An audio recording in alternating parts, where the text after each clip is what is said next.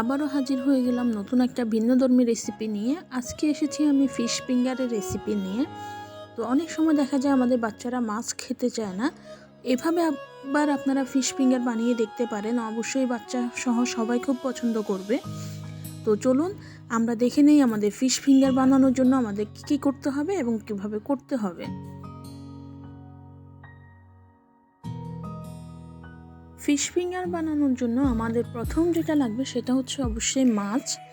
তো আমি মাছগুলোকে আজকে আমি এখানে নিয়ে নিয়েছি রুই মাছ। তো মাছগুলোকে আমি ধুয়ে লবণ দিয়ে ভিজিয়ে রেখে এবং ভালো করে পানি ঝরিয়ে নিয়েছি। এখন আমি একটা কড়াইতে বসিয়ে দিচ্ছি। আমি এখানে পর্যাপ্ত পরিমাণ পানি দিয়ে দিচ্ছি, কারণ আমি এখানে মাছটাকে সিদ্ধ করব। তো পানি দিয়ে দিলাম।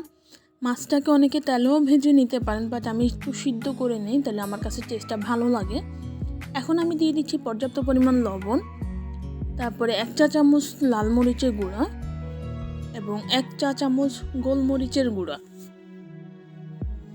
দুটোই আপনারা দেওয়ার ট্রাই করবেন। এখানে আপনারা আদা রসুন ইউজ করতে পারেন, বাট আমি আদা রসুনটা ইউজ করে নিই, কারণ মাছের একটা ফ্লেভার নষ্ট হয়ে যায়। দেখতে পাচ্ছেন আমার মাছটা পানি ঝরিয়ে সিদ্ধ করে নেওয়া হয়েছে। এখন আমি মাছটাকে একটু কাটা বাছিয়ে নিব। দেখতে পাচ্ছেন আমি হাতের সাহায্যে কীভাবে কাটা পেয়েছি এবং পুরো মাছটাকে আমি ভালো করে কাটা বেছে নিয়েছি। এবার মাছটাকে আমি একটু ভালো করে মিশিয়ে নিব যাতে কোনো রকম কাটা না থাকে। এবার এতে আমি কিছু মশলা অ্যাড করব। এখানে আমি নিয়ে নিয়েছি জিরা গুঁড়া 1/2 চা চামচ, লাল মরিচের গুঁড়া 1/2 চা চামচ, লবণ 1/2 চা চামচ এবং গোলমরিচের গুঁড়া। এবার আমি এতে কিছু অ্যাড করব পুদিনা পাতা। আমি একদম মিহি করে কুচি করে নিয়ে নিয়েছি, এটা অবশ্যই দেওয়ার ট্রাই করবেন।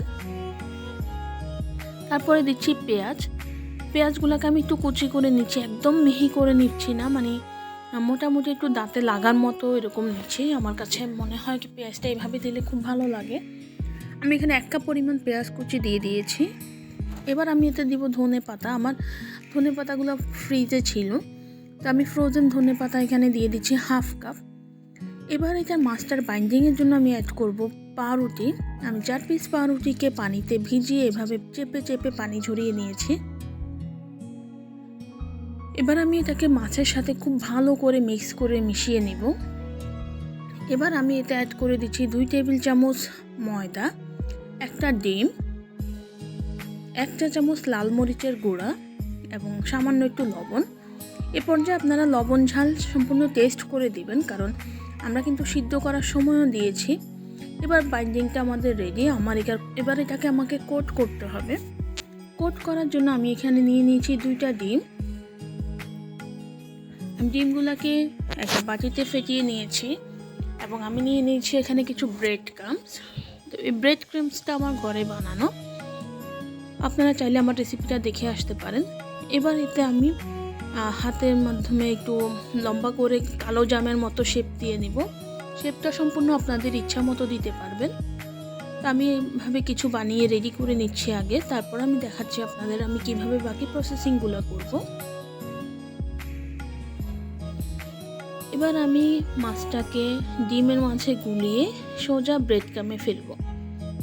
এভাবে করে ডিমে কোট করব একবার, দেন তারপরে ব্রেড ক্রামে দিব, দিয়ে ব্রেড ক্রামে গড়িয়ে একটা ট্রেতে আমরা রেখে দিব। দেখতেই পাচ্ছেন এই প্রসেসিংগুলো আসলে বলার কিছু নেই, এগুলো দেখেই বুঝে নিতে হবে।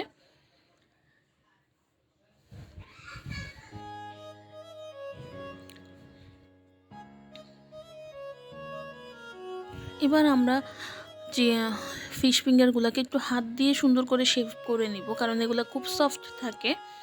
আমি অনেক বেশি ময়দা দিয়ে এটাকে হার্ড করে ফেলি নাই, তাহলে কিন্তু খেতে খুব বাজে লাগে। একটু সফট থাকবে, মাছের একটা ফ্লেভার থাকবে, সেটা আসলে খুব ভালো লাগে, বাচ্চারা খুব বেশি পছন্দ করে।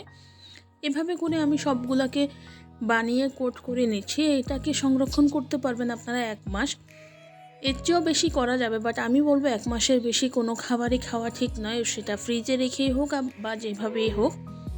তো আমার বাচ্চারা বাসায় মাছ খেতে চায় না, তো আমি সবসময় এভাবে মাছটাকে ফিশ ফিঙ্গার করে দিই।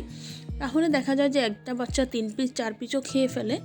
তাহলে কি হলো, বাচ্চার কাছে কিন্তু আমার মাছের গুণাগুণটাও চলে গেল, তাই না? আপনারাও ট্রাই করতে পারেন, আশা করি আপনার বাচ্চারও খুব ভালো লাগবে। বাচ্চা কেন, এটা বড় হতো সবার ভালো লাগবে। দেখতে পাচ্ছেন আমার এই মাছগুলা দিয়ে আমার প্রায় 1 প্লেটের মতো ফিশ ফিঙ্গার হয়ে গিয়েছে। আমি এখন এটাকে ডিপ ফ্রিজে রেখে দিব 7-8 ঘন্টার জন্য এবং একদম বরফ করে নিব। ফিরে আসছি 12 ঘন্টা পর। দেখতেই পাচ্ছেন আমার এটা একদম বরফ হয়ে গিয়েছে। আমি এখন এটাকে কিছু ভেজে দেখাবো।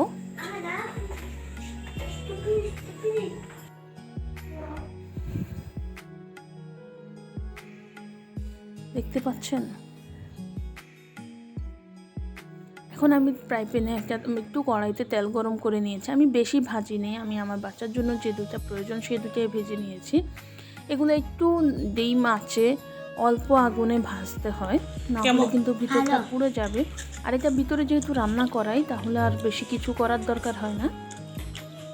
শুনুন, আপনারাই শুনুন আমার বাচ্চাদের কাহিনী।